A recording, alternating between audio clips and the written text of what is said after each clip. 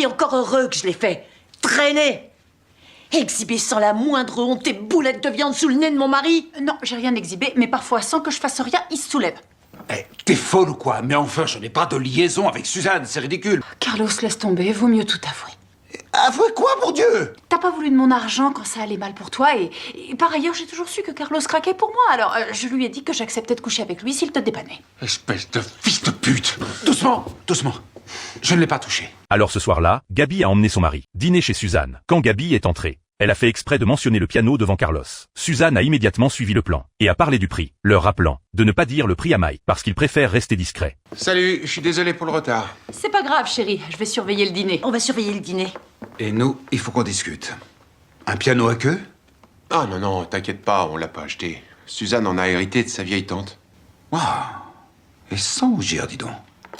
Quand ils sont retournés au salon, Gabi et Suzanne ont emmené leur mari chacune de leur côté pour parler. Gabi a dit à Mike que son mari lui cachait quelque chose d'important, ce qui lui avait fait perdre l'opportunité d'avoir le chalet. Puis elle a suivi le plan pour faire croire à Mike que Carlos protégeait Suzanne. Pendant ce temps, Suzanne a fait semblant que les boucles d'oreilles de Mike valaient 30 000 $, ce qui a fait croire à Carlos que Mike n'avait pas de problème financier.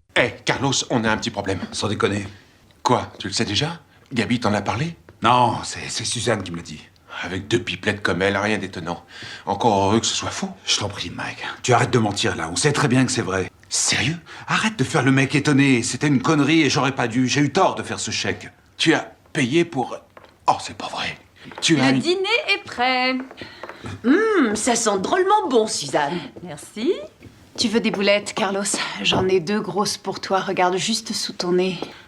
Non, merci, ça va. Puis pendant le dîner, Gabi a fait des allusions sur le fait que Carlos et Suzanne semblaient étrangement proches. Mike était furieux et a confronté Carlos, alors que les deux étaient très en colère. Mike a finalement dit la vérité. Oh, oui.